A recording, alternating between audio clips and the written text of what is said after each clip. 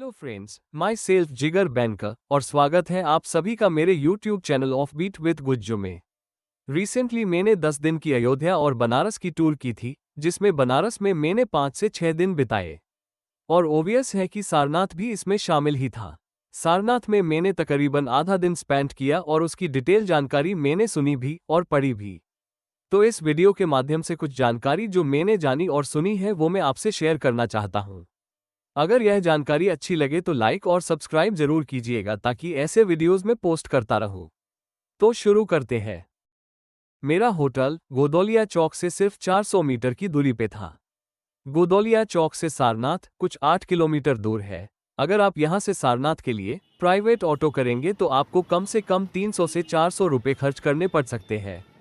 लेकिन अगर आप शेयरिंग फेयर में जाना चाहते हैं तो पहले आपको गोदौलिया चौक से पांडेपुर के लिए ऑटो करना पड़ेगा, फिर वहां से सारनाथ के लिए ऑटो मिल जाएगी। मैं गोदौलिया चौक से सारनाथ सिर्फ 40 रुपये में पहुंच गया था। मेरी माने तो सारनाथ में आपको गाइडेड टूर ही करना चाहिए, जिससे आपको डिटेल में पूरी जानकारी मिल सके।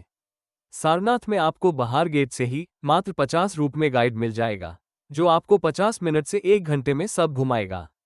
उसके बाद आप आर्कियोलॉजिकल म्यूजियम विजिट कर लो, जिसकी फीस मात्र 5 रुपये है। लेकिन आप आर्कियोलॉजिकल रूइंस कॉम्प्लेक्स और म्यूजियम की कॉम्बो टिकट मात्र 25 रुपये में निकाल सकते हैं। म्यूजियम में फोटोग्राफी और वीडियोग्राफी अलाउ नहीं है, इसलिए उसका मैं कोई फोटो और वीडियो ले नहीं पाया। चलिए तो फिर सारनाथ के वीडियो का प्रारंभ करते हैं। वाराणसी के पास सारनाथ में धमेक स्तूप सबसे उल्लेखनीय संरचना है। ये भारत में सबसे प्रमुख बौद्ध संरचनाओं में से एक है। धमेक स्तूप का निर्माण ईस्वी सन 500 में महान मौर्य राजा अशोक द्वारा 249 ईसा पूर्व में बनवाए गए एक पुराने ढांचे को बदलने के लिए किया गया था। धमेक स्तूप हिरण पाक का प्रतिनिधित्व करता है। इस पाक का बहुत महत्व माना जाता है क्योंकि बुद्ध ने ज्ञान प्राप्ति के बाद अपना पहला उपदेश यही दिया था, जो उनके शिष्यों को उनके 8 गुना मार्ग से अवगत कराता है। स्तूप का आधार व्यास 28 मीटर और ऊंचाई 43.6 मीटर है, जो आंशिक रूप से पत्थर और आंशिक रूप से ईंट से बना है। निचले हिस्से की ओर वाला पत्थर गुप्त मूल की नाजुक पुष्प नक्काशी से सुशोभित है। स्तूप को 6 मौकों पर बड़ा किया गया था, लेकिन ऊपरी हिस्सा अभी भी अधूरा है। दीवार पर मनुष्यों और पक्षियों की उत्कृष्ट नक्काशीदार आकृतियां हैं, साथ ही ब्राह्मी लिपि में शिलालेख भी है। सारनाथ, जिसे हिरण उद्यान, सारंगनाथ, इसिस्पतन, ऋषिपत्तन, मिगद्या या मृगदाव भी कहा जाता है, भारत के उत्तर प्रदेश में गंगा और वरुणा नदियों के संगम के पास वाराणसी से 8 किलोमीटर उत्तर पूर्व में स्थित एक शहर है।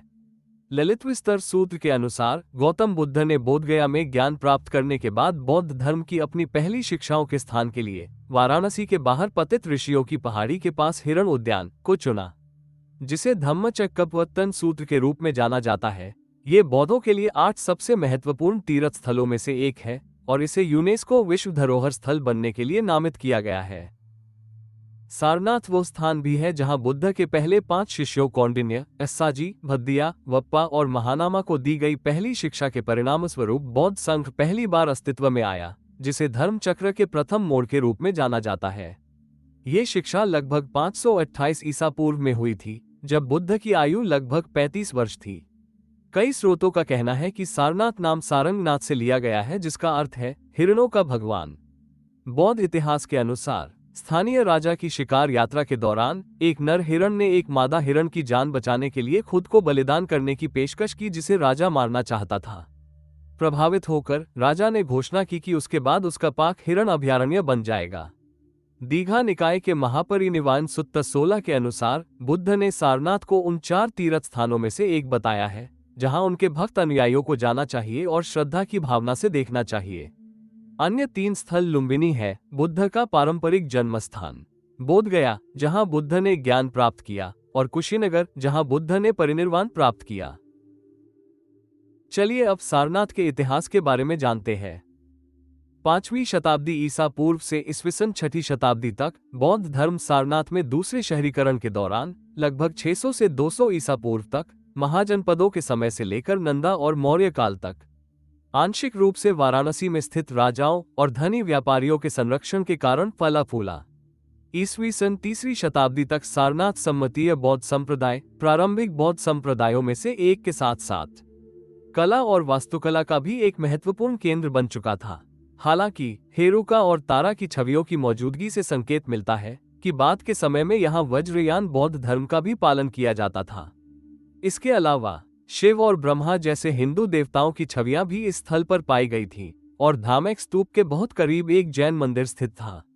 गुप्तकाल 4वीं से 6वीं शताब्दी के दौरान भारत में बौद्ध धर्म का और अधिक विस्तार हुआ। फाहियान एक चीनी बौद्ध भिक्षु था जिसने ईस्वीसन 400 से 411 तक पूरे उत्तर भारत में व्यापक रूप से यात्रा की थी। सारनाथ के अपने वर्णन में उसने 4 बड़ी मीनारें और 2 विहार देखे थे जिनमें भिक्षु रहते थे। 6वीं शताब्दी से 8वीं शताब्दी बाद के गुप्त काल में बौद्ध धर्म का प्रभाव बढ़ता रहा। जब ईस्वीसन 640 के आसपास ह्वेनसांग ने सारनाथ का दौरा किया तो उन्होंने सैकड़ों छोटे मंदिर और मन्नत स्तूप और लगभग 61 मीटर 200 फीट ऊंचे एक विहार को देखा जिसमें बुद्ध की एक बड़ी मूर्ति थी। ह्वेनसांग ने यह भी लिखा कि यहाँ लगभग 1500 पुजारी हैं जो सम्मतिया स्कूल के अनुसार छोटे वाहन का अध्ययन करते हैं। अपने लेखन में ह्वेनसांग ने एक स्तूप के पास अशोक द्वारा निर्मित एक स्तंभ का उल्लेख किया है जो उस स्थान को चिन्हित करता है जहां बुद्ध ने कानून के चक्र को गति दी थी। 8वीं शताब्दी से 12वीं शताब्दी पाल काल के दौरान शासकों ने ओदंतपुरी, सोमपुरा, जगदला और विक्रमशिला जैसे नए महाविहारों का निर्माण किया और नालंदा और सारनाथ जैसे मौजूदा महाविहारों का संरक्षण किया। इस समय के दौरान पूरे एशिया से बौद्ध तीर्थयात्री और भिक्षु ध्यान और अध्ययन के लिए सारनाथ की यात्रा करते थे। पाल भारतीय उपमहाद्वीप में शासन करने वाले अंतिम प्रमुख बौद्ध राजवंश थे। उनकी जगह गढ़वाल राजवंश ने ले ली, जिसकी राजधानी वाराणसी में स्थित थी। हालांकि गढ़वाल राजा हिंदू थे, लेकिन वे बौद्ध धर्म के प्रति सहिष्णु थे। 20वीं सदी की शुरुआत में सारनाथ में खुदाई से मिले शिलालेखों से पता चलता है कि वहां के कुछ मठों को गढ़वाल शासकों से शाही संरक्षण प्राप्त था। उदाहरण के लिए 12वीं सदी के मध्य में एक शिलालेख में रानी कुमार देवी, राजा गोविंद चंद्र की पत्नी और बोधगया के पिथिप्ती राजवंश की सदस्य को जिम्मेदार ठहराया गया है। वो भिक्षुओं के लिए रहने के क्वार्टर के निर्माण या रिस्टोरेशन का श्रेय लेती है। यह व्यापक रूप से दावा किया जाता है कि कुमारदेवी शिलालेख में उल्लिखित संरचना धर्म चक्र जिन विहार है, लेकिन इसके लिए सबूत अनिर्णायक है। जो भी हो, ये 1194 में इसके विनाश से पहले सारनाथ में निर्मित अंतिम संरचनाओं में से एक होने की संभावना है। मार्च 1908 में सारनाथ में खुदाई करके प्राप्त शिलालेख वर्तमान में सारनाथ आर्कियोलॉजिकल म्यूजियम में रखा गया है। 12वीं शताब्दी का अंत, सारनाथ का विनाश सारनाथ के साथ साथ भारत में सबसे महत्वपूर्ण बौद्ध महाविहार विक्रमशिला, ओदंतपुरी और नालंदा थे, जो सभी वर्तमान में बिहार में स्थित है। शिक्षा के ये चारों केंद्र 12वीं शताब्दी में फलते फूलते रहे, शायद पाल और गढ़वाल शासकों द्वारा प्रदर्शित संरक्षण, समर्थन और सहिष्णुता के कारण। उदाहरण के लिए कुमारदेवी शिलालेख में उल्लेख है कि राजा गोविंद चंद्र ने 12वीं शताब्दी के आरंभ से मध्य तक गजनवी के आक्रमणों से वाराणसी की रक्षा की थी, जिन्हें शिलालेख में तुरुष्का के रूप में संदर्भित किया गया है। उत्तर भारत के अलावा पूरे भारतीय उपमहाद्वीप में बौद्ध धर्म का पतन हो रहा था और 11वीं शताब्दी तक ये लगभग गायब हो गया था। 12वीं शताब्दी के अंत में भारतीय उपमहाद्वीप में मुस्लिम विजयों ने उत्तरी भारत में बड़े पैमाने पर लूटपाट और विनाश किया। इनमें सबसे उल्लेखनीय गजनी के गुरी वंश के शासक मोहम्मद गो के भारतीय अभियान थे, जो आज के अफगानिस्तान में है। मोहम्मद गो की सेना के कमांडर कुतुबुद्दीन ऐबक ने ईस्वीसन 1194 में अपने सैनिकों को गजनी से वाराणसी और सारनाथ तक पहुंचाया। जयचंद्र लगभग ईस्वीसन 1170 से 1194 समय तक गढ़वाल वंश के राजा थे और चंदावर की लड़ाई के दौरान मारे गए थे। वाराणसी और सारनाथ में लगभग हर मूल्यवान वस्तु नष्ट कर दी गई या लूट ली गई। कुतुबुद्दीन ऐबक ने कथित तौर पर 1400 ऊंटों पर लादकर खजाना ले गया था।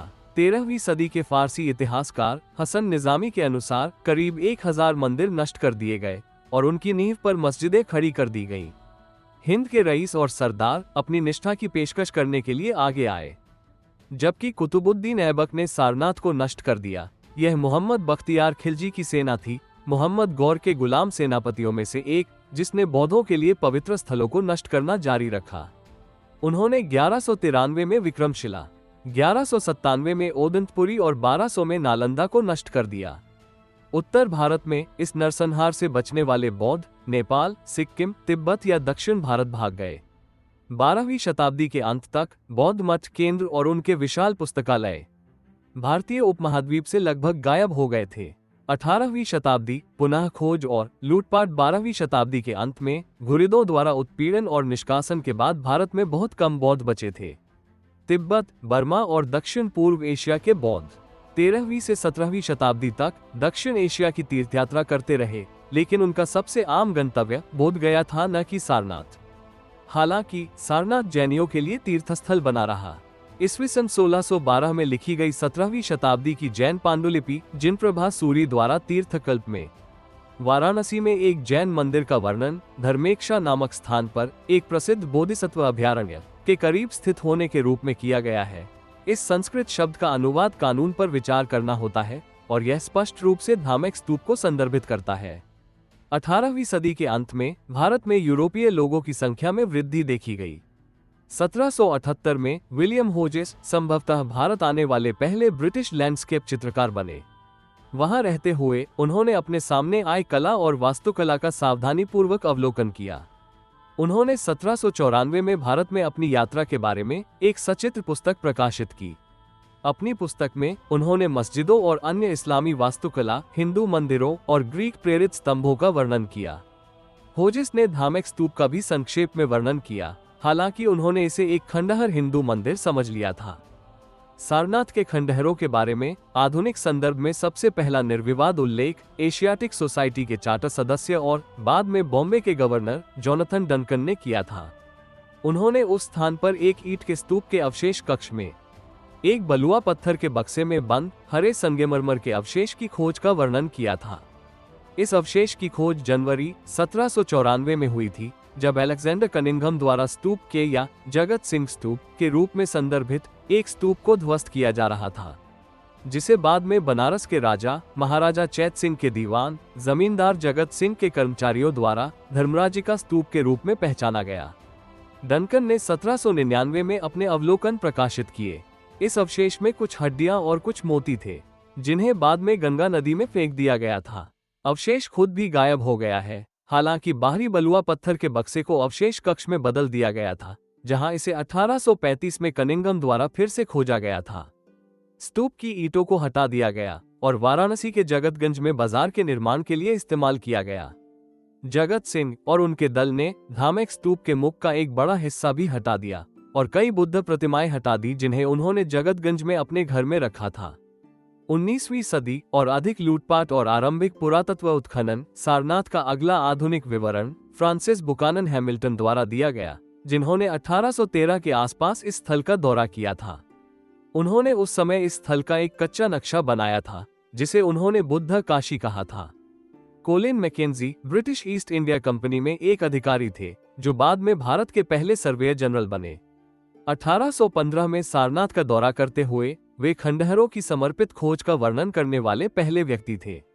19वीं सदी की शुरुआत में शौकिया पुरातत्वविदों ने सारनाथ में खोजबीन और खुदाई की, पुरावशेषों को हटाया और कई कलाकारों ने इस स्थल विशेष रूप से धार्मिक स्तूप के रेखाचित्र बनाए। 1835 से 1836 के बीच बंगाल इंजीनियर समूह के साथ 21 वर्षीय ब्रिटिश सेना इंजीनियर अलेक्जेंडर कनिंघम ने सारनाथ में पहली व्यवस्थित पुरातात्विक खुदाई की। उन्होंने फैक्सियन और जुआनजांग के लेखन का ध्यानपूर्वक अध्ययन किया था, जो दो चीनी बौद्ध भिक्षु थे, जिन्होंने क्रमशः 5वीं और 7वीं शताब्दी की शुरुआत में पूरे उत्तरी भारत में व्यापक रूप से यात्रा की थी। उनके लेखन और डंकन के लेखन के आधार पर उन्होंने 1835 से 1836 के बीच सारनाथ में कुछ सावधानीपूर्वक माप और खुदाई की। इन खुदाई के दौरान कनिंघम ने मठ एल और मंदिर एम से कई मूर्तियों की खोज की और उन्हें हटा दिया। साथ ही डंकन द्वारा धर्मराजिका स्तूप से रिपोर्ट किए गए बलुआ पत्थर के बक्से को भी हटा दिया। उन्होंने इन वस्तुओं को बंगाल की एशियाई सोसाइटी को प्रस्तुत किया और वे अब कोलकाता में भारतीय संग्रहालय में स्थित है। 1836 तक कनिंघम ने बुद्ध के पहले उपदेश के स्थान के रूप में सारनाथ की निर्णायक रूप से पहचान कर ली थी। 1861 में कनिंघम भारतीय पुरातत्व सर्वेक्षण के संस्थापक और प्रथम महानिदेशक बने। 1851 से 1852 के बीच मार्खम किट्टो ने सारनाथ में और खुदाई की। किट्टो ने सारनाथ में 4 स्तूपों की मौजूदगी देखी और एक संरचना की खुदाई की। जिसे उन्होंने अस्पताल बताया, जो धामक और जगत सिंह स्तूपों के बीच में स्थित थी।